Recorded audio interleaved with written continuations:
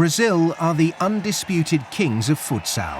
In Thailand, late last year, the Seleção were crowned world champions for a 5th time.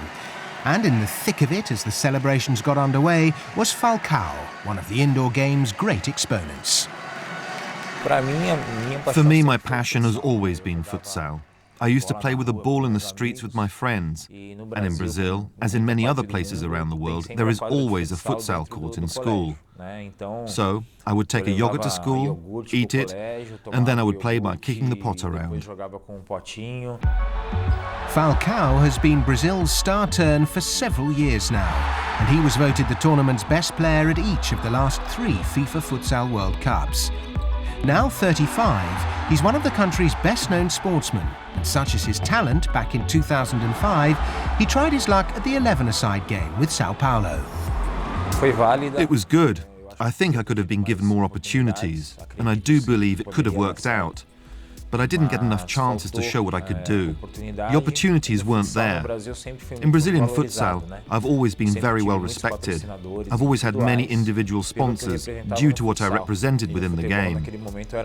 But in football, I was just another player, so I lost many of those sponsors. Then, when I was playing football, they made me a huge offer to come back to futsal. It was good to have tried it. I won the Paulista Championship and the Copa Libertadores, and I returned to futsal as Brazilian champion. So it was a special year. I would go across again, but just as I did back then, I would always come back. I think the way it all happened was perfect.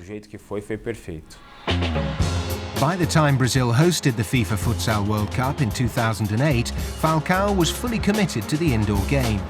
He'd failed to get his hands on the winner's trophy in the 2 previous tournaments, but that would change in front of his adoring public.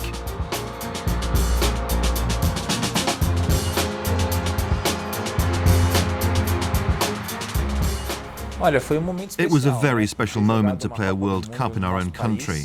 For me in particular, I think it was 99% perfect.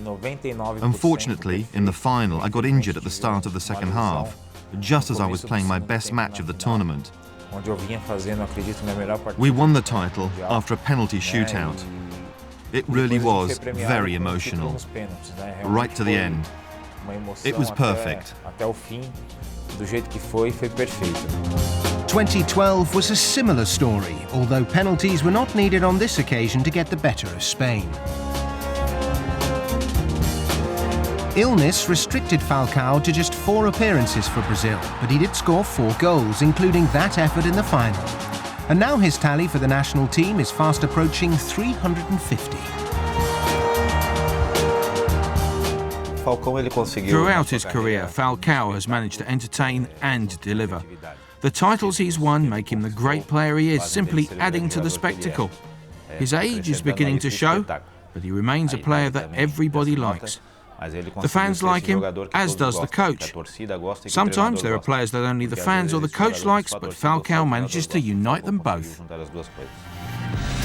With players like Falcao acting as role models, futsal understandably thrives in Brazil. Millions play the game across this vast country, but it's particularly popular in the southern states, in Santa Catarina and Rio Grande do Sul, where the weather can be unpredictable. The cold weather must mean that parents encourage their children to play futsal because of the rain, the cold and the wind. It does help, I'm sure. In my case, if I lived in the south, I would rather my son played futsal than football.